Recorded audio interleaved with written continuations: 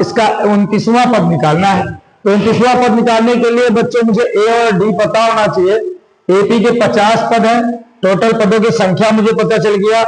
हम question number first note करते हैं, जहां n बराबर 50 मुझे मालूम है क्वेश्चन से, और मुझे मालूम है तीसरा पद T3 कितना दे रखा है बच्चों, 12 दे रखा है। अब मुझे अंतिम पद दे रखा है, अंतिम पद मतलब T50 दे रखा है। T50 दे रखा है कितना, 106। दो, एक तो ये दे रखा है, एक ये दे रखा है और ये दे रखा है। इन तीनों के हल से मुझे 29वां पद निकालना है। तो आइए बच्चों प्रयास करते हैं साथ में। तो सबसे पहले T3 लगाते हैं। T3 इक्वल टू क्या होगा, a प्लस 2d। T3 का मान दे रखा है, कितना दिया, 12। तो यहां पर लिख सकते हैं 12 equal to a plus 2d। ये हो गया इक्वेशन फर्स्ट। उसी तरह हम क्या देखेंगे, T50 equal to a plus 50 है तो एक कम हो जाएगा, 50 माइनस 1 29d। जितना टर्म होता है उससे डी कम होता है, क्योंकि स्टैंडर्ड फॉर्म जो होता है एपी का ए प्लस डी, ए प्लस 2d, क्योंकि पहले में कोई डी नहीं होता है, दूसरे में सिंगल डी आता है, तीसरे में 2 डी आता है, तो 50वें में एक डी कम रहेगा, 49d रहेगा। ठीक है, इस तरह T50 की वैल्यू दे रखी है 106 बराबर a प्लस 49d। ये हो गया क्वेश्चन सेकेंड। तो प्यारे बच्चों, मुझे इन्हीं दोनों क्वेश्चनों को सॉल्व करके ए और डी का मान निकालना है। उसके बाद मुझे 29वां पद निकाल लेना है। आइए क्वेश्चन दोनों नोट कर लेते हैं। a प्लस 2d की वैल्यू आई थी 12 और a प्लस 49d आया है 106। सब्सट्रैक्ट कर दो, घटाने पे नीचे वाले के चिन्ह बदल जाएंगे। ठीक है, तो a और a कट जाएगा, 49 माइनस का है और 2d निकल जाएंगे, तो कितना हो जाएगा, 2 कम पड़ जाएगा, माइनस का 47d।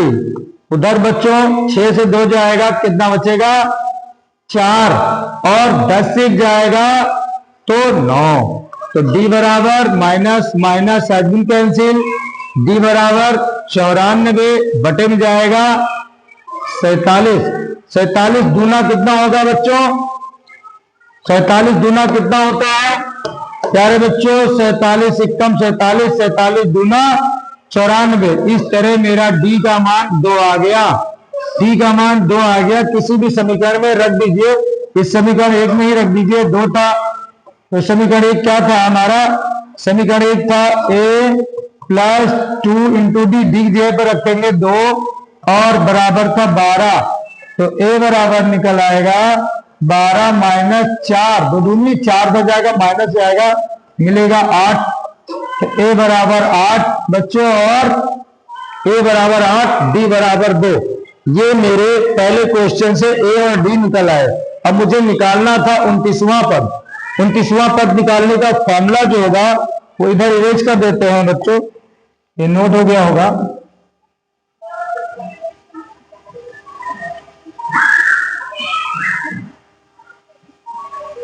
तो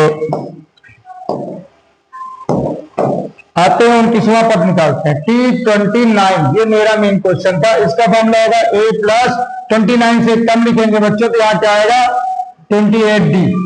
तो T29 is equal to a का मान मैंने निकाल रखा है 8 और d का मान मैंने निकाला है, अभी कितना आया है 2, वो यहां रख देंगे और सिंपल सा क्वेश्चन हो जाएगा। T29 is equal to 8 plus 2 8 16 का 6, 1 आई दाई दूंगा 4 1 5 56।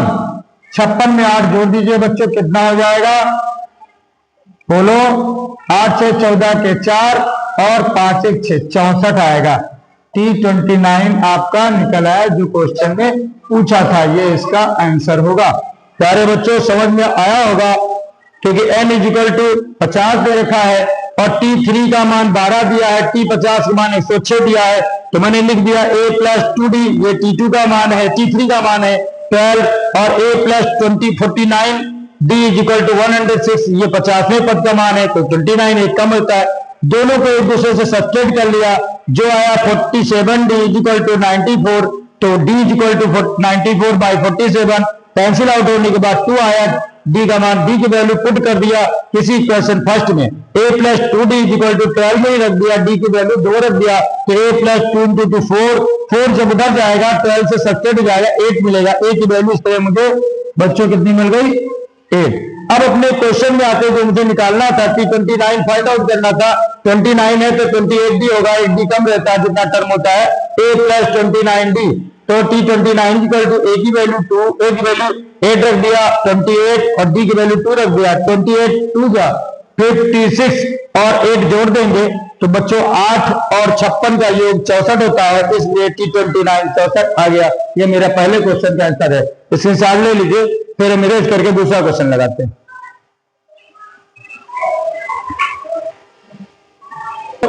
हमारे इसी क्रम में क्वेश्चन नंबर 2 का आंसर देखते हैं। उस समांतर श्रेणी का 18वां पद ज्ञात की इसका nवां पद दे रखा है, तो ये तो बड़ा आसान क्वेश्चन होते हैं। tn का मान दे रखा है 3n माइनस 4, तो जब यहां tn दे रखा है, यहां पर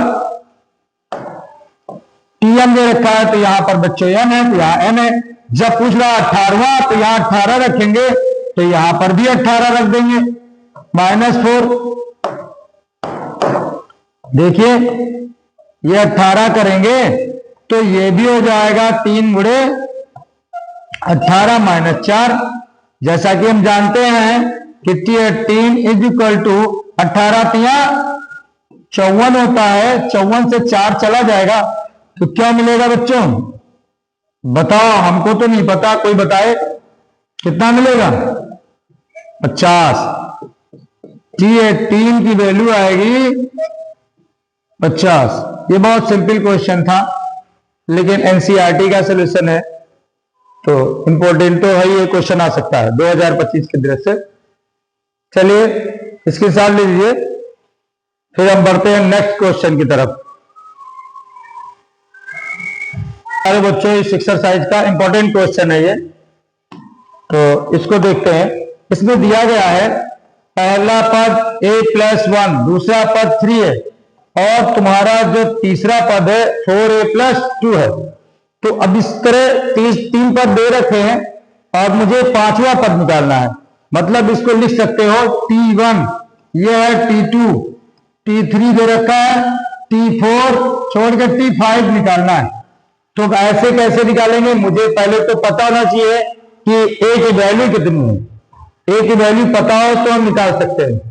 a की वैल्यू निकालने के लिए हम प्रथम पद द्वितीय पद निकालेंगे। उसके लिए मुझे पता है अगर ये a plus 1 comma 3a comma 4a plus 2 is in AP, अगर AP में है तो इनका सार्वधातुक समान होगा।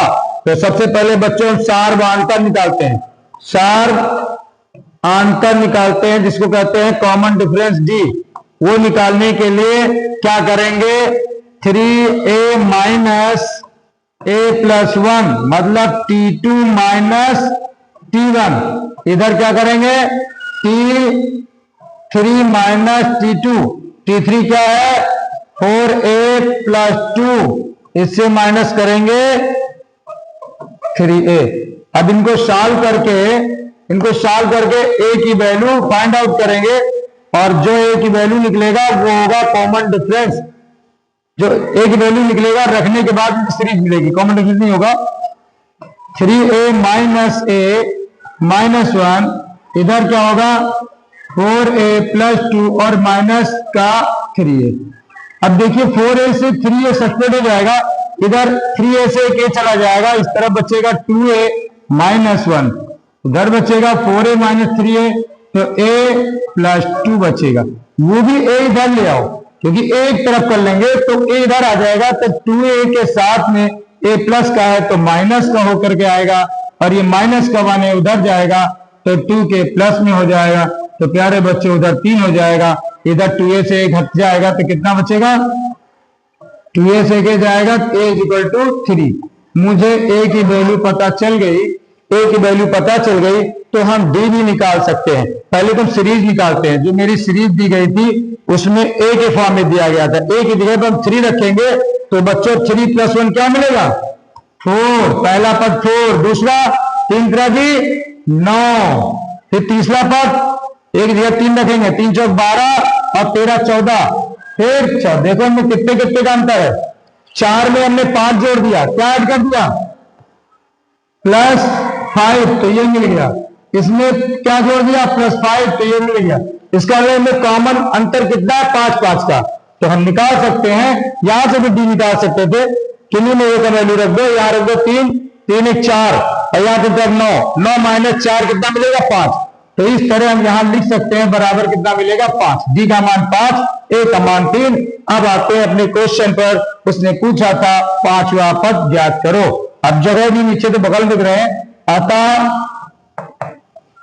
5वां पद T5 = A प्लस तो T5 अगर निकालेंगे तो A + 4D।